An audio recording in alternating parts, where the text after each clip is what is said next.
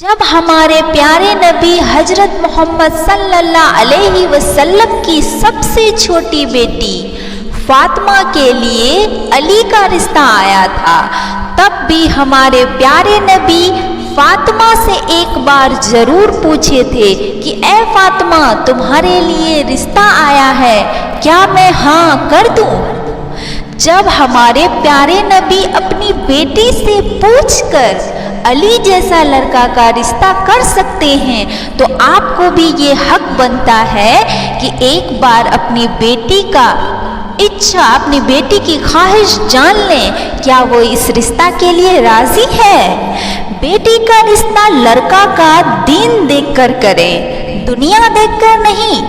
क्योंकि दीनदार लड़का का अगर मिजाज उस लड़की से ना भी मिला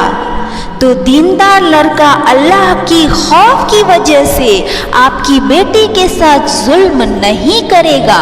उसको अल्लाह का खौफ होगा, क्योंकि वो एक दीनदार लड़का है। बेटी माँ है तो जन्नत,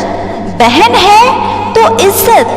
बीवी है तो घर की जीनत, दोस्त है तो शान, बेटी है तो रहमत।